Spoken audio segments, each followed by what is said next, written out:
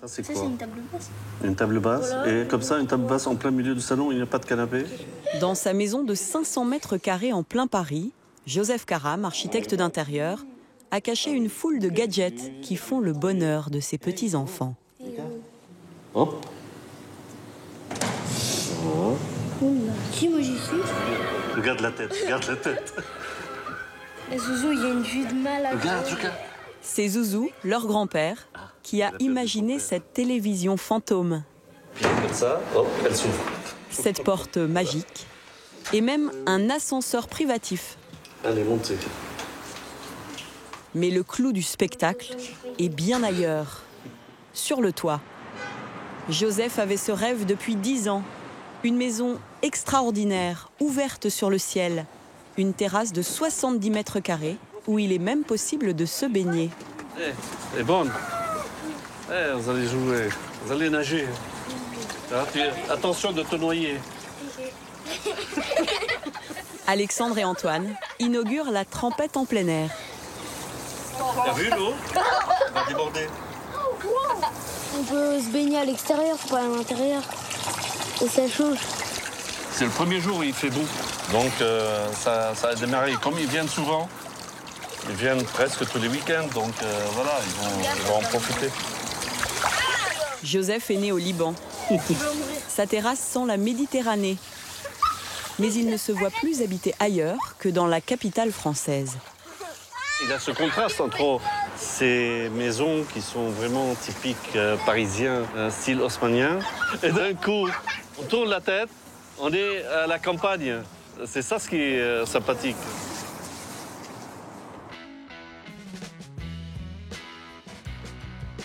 Au cœur de la ville, la terrasse est un luxe. Rares sont les Parisiens qui ont pu se l'offrir. La capitale est la plus dense d'Europe. 6 mètres carrés d'espace vert par habitant, 7 fois moins qu'à Londres, et un seul arbre pour 1000 personnes. Il existe pourtant un autre Paris. C'est le Paris des jardins dans le ciel, où le vert l'emporte sur le gris, où la nature a gagné sur la ville.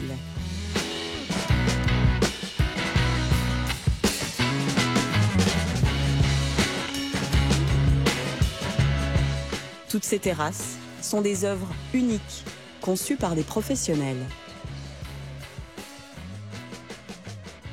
Hugues Pevergne est jardinier, grand spécialiste des arbres et des fleurs de bitume. C'est à la campagne, chez lui comme dans un laboratoire, qu'il sélectionne les végétaux capables d'affronter la rude vie parisienne, beaucoup de vent et de grands écarts de température. On va charger tout ça.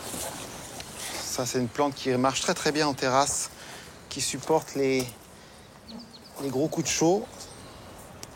En général, les plantes méditerranéennes poussent bien sur les terrasses à Paris. Voilà. Et le Troène, c'est une plante que j'adore parce que c'est une plante sans histoire qui fait sa petite vie. Elle est capable de pousser dans 3 cm de terre. C'est vraiment, il n'y a pas du tout besoin de le traiter de quoi que ce soit. Moi, la composition des jardins ou des terrasses que je fais, c'est ça. C'est à partir de ce que j'appelle de valeurs sûres, de plantes comme ça qui vont se débrouiller un peu toutes seules. Hugues entretient en ce moment une dizaine de terrasses dans la capitale. Le jardinier doit parfois se lever dès 5 h du matin pour rejoindre Paris, à 35 km, et éviter les embouteillages. Première étape dans le 6e arrondissement, 5 étages à gravir. La journée s'annonce sportive. C'est un peu le parcours d'obstacles. Ah, ici, oui, c'est un lieu un peu inaccessible, mais c'est ça qui fait sa magie, en fait. On ne s'attend pas à avoir un petit jardin suspendu au milieu des toits. Donc, je crois que ce qui est beau, c'est le contraste entre la ville. On a besoin de la ville pour travailler, pour aller au ciné, je ne sais pas. Mais on a un besoin irrépressible, et c'est de plus en plus fort aujourd'hui, d'être aussi proche de la nature. Sur ces terrasses, Hugues passe une demi-journée par mois, souvent en l'absence des propriétaires, pour ne pas les déranger. Ici, c'est un académicien, chasseur et fou de nature qui lui a demandé d'habiller cet espace de 40 mètres carrés il y a 12 ans. J'ai récupéré une perche de châtaignier, voilà. Aujourd'hui, Hugues a décidé de réparer une pergola en bois. On a le droit de tout faire sur une terrasse, tout construire? Non, on n'a pas le droit de tout faire. Il y a surtout quelque chose de très important, c'est les contraintes de poids au mètre carré. Et il faut absolument ne pas dépasser ou être aux alentours de 250-300 kg au mètre carré. Une terrasse trop lourde pourrait abîmer l'étanchéité du toit. L'autre règle, c'est la déclaration de travaux, sorte de mini permis de construire, uniquement si la cabane dépasse les 20 mètres carrés. À chaque intervention, facturée 200 €, Hugues répare, plante et nettoie. Pour aménager ces terrasses, le jardinier demande au moins 400 € du mètre carré. Celle-ci a coûté 11 500 €. Ce jardin suspendu est l'un de ses plus petits projets. Hugues a depuis apprivoisé d'autres sommets.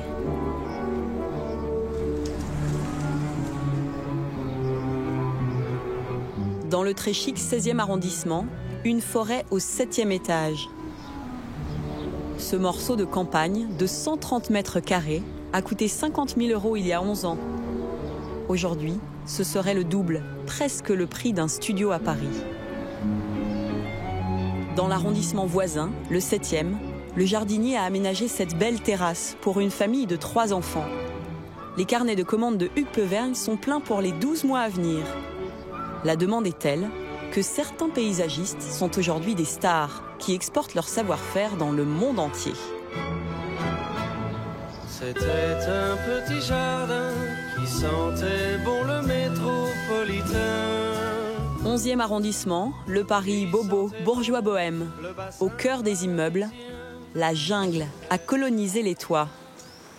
C'est l'univers de Camille Muller, paysagiste, ami des artistes et des grands couturiers. Il a transformé un atelier en ruine en cet îlot de verdure, où il vit avec sa fille et sa compagne. Il y a des hirondelles là-haut, plein d'hirondelles. Elle chasse. Très haut, très haut. Très haut, ah bah ça Ouais. c'est bon signe. Ouais. Camille a la main verte depuis son enfance en Alsace. Son père l'inscrit pourtant 2 fois à la fac de médecine, mais lui préfère soigner les plantes. C'est ma manière d'être bien, de retrouver mes racines. Je viens de la province, de la campagne. C'est vital pour moi d'avoir cet endroit. C'est la base, c'est le sens de la vie, c'est les choses simples, les choses vraies. Et un tout petit balcon, un pot de fleurs, vous trouvez les saisons, il se passe quelque chose. C'est vraiment un lien à garder pour tous. Je mets le linge, mais s'il pleut, tu le rentres parce que j'ai un rendez-vous là. D'accord. Armel, ingénieur agronome, suit d'un œil avisé les créations de Camille, tout autour du monde. Dans cette simple prairie de l'ouest de la France, Camille a imaginé ce jardin bucolique autour d'un étang pour une très riche famille. À Ithac, l'île d'Ulysse en Grèce, il a transformé 7 hectares arides en un paysage idéal. Le petit paradis d'un financier. À Madagascar, entre sable et brousse, il a fait naître une oasis au pied d'un hôtel de luxe. Derrière ces métamorphoses spectaculaires, pour les jardins comme les terrasses, il y a des mois de travail. On va voir ça alors. Sous la jungle des toits, au calme des bambous, l'atelier d'artiste de Camille Muller. Et si tu prends, ça serait joli d'avoir l'arbre comme approche. On va prendre un premier. Donc l'arbre, tu as 20 mètres effectivement. 20 mètres. Ok. La tour qui est là. Camille, le paysagiste, travaille avec un dessinateur de BD. Patrick Lemordant couche ses rêves de nature sur le papier. D'accord, tant pis si on voit pas trop les ouvertures là. Patrick met les choses en forme, il leur donne vie. Et là, je me rends compte si mon projet tient la route ou pas. Et donc, je l'améliore. Puis aussi, ça permet aux artisans et aux commanditaires des jardins d'être rassurés. Parce que quand je leur dis, voyez, là, il va y avoir ça, là, comme ça. Alors, ils me disent, oui, oui, d'accord, et tout. Et ils ne comprennent pas. Donc, un dessin, ça les rassure. Tout est fait à la main, comme dans la haute couture. Ce que tu as intérêt à faire... Depuis 30 ans, Camille a réalisé une centaine de jardins et terrasses, facturés 1 500 à 2 500 € le mètre carré. Donc, Il aménage en ce moment 120 mètres carrés, en plein New York. Voilà, je l'ai trouvé. Voilà, il y a toute une génération qui a tremblé en voyant un gorille grimper sur cet immeuble. Voilà la terrasse donne sur l'Empire State Building, que King Kong escaladait dans les années 30. Sur le projet de Camille, un jardin au cœur de Manhattan. À Paris, sa dernière terrasse est un refuge sous les pins au pied de la Tour Eiffel. Voilà, le bassin, la cabane, le petit pont pour y aller. C'est le pied-à-terre d'une célébrité qui souhaite rester très discrète. Ce qui est très original sur cette terrasse, c'est que pour y accéder, il faut passer par une fenêtre. Et donc en fait, le ponton rentre dans la maison. Au bout d'un appartement moderne de 400 mètres carrés, Camille a créé un jardin méditerranéen, 100% écolo. Le piquage sur la gouttière qui est ici, pas de souci. Les eaux passent toujours sous la terrasse. Ce matin-là, il a rendez-vous avec Nicolas, dont l'entreprise a installé le système de récupération des eaux de pluie qui alimente le bassin. Le paysagiste a choisi chacun des matériaux. À un bois exotique, il a par exemple préféré du hêtre français. C'est un bois qui prend une très jolie patine rapidement.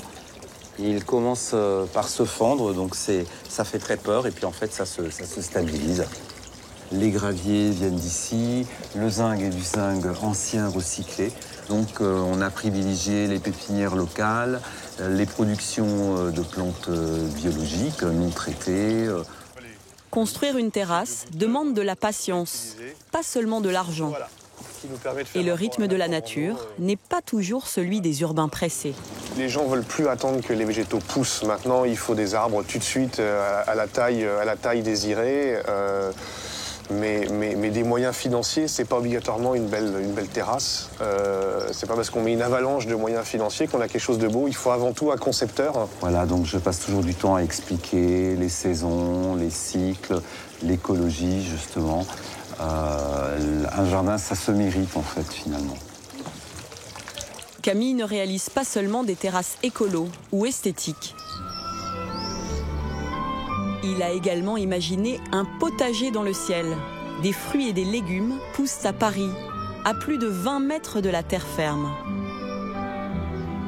Ce jardin suspendu a coûté 150 000 € à une encablure de la Tour Eiffel, de l'Élysée, avec à l'opposé la vue sur Montmartre. C'est Dominique Hérault, médecin acupuncteur, qui a voulu et qui chouchoute ce jardin d'Éden. Ça, c'est le début de la saison, donc chaque jour, faut que je cherche, ça se mérite. Ah, voilà. Ces framboises commencent à rosir. Elles ont une vitalité ancestrale, comme on dit, qu'elles détiennent dans leur gène, qui fait qu'on a une saveur. Regardez la qualité de ces petites framboises, regardez. Cette terrasse a été faite pour qu'il y ait une sorte d'autonomie alimentaire pour une personne.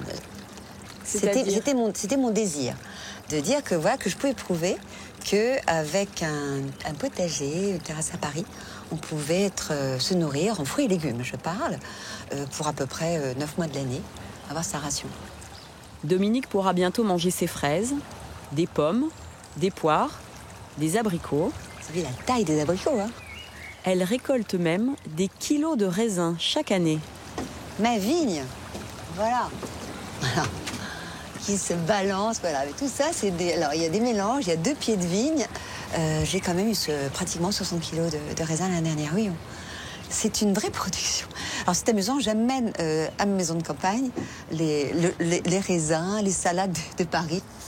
Le destin va se porter sur celle-là. Et alors, est-ce que les limaces aiment vos salades de Paris? J'ai pas de limaces ici parce que elles sont pas montées jusqu'au 7e étage, donc apparemment. Dominique n'utilise aucun pesticide. Son jardin est totalement bio. Avec un compost, une réserve d'eau de pluie et même un panneau solaire. Clara, la fille de Dominique, a l'habitude d'organiser ici des apéros avec ses copains. Les jeunes, si par hasard il y en a qui veulent goûter la salade du jour, cueillie avec les fines herbes et tout, je peux vous faire goûter, voilà. La dégustation des produits du potager est obligatoire. Alors dites-moi votre opinion quand même, la salade du jardin. C'est vraiment différent d'une autre salade? De savoir qu'elle a poussé ici, ouais. De savoir qu'elle est parisienne. Ouais. Ouais, bien. Des agronomes parisiens ont récemment prouvé que sur ces toits, les taux de métaux lourds, comme le plomb, étaient bien moins élevés que la norme européenne. Cette salade parisienne ne serait pas plus polluée qu'une autre. Allez, on a pu tourner une framboise. Alors, c'est symbolique, c'est la première framboise du jardin.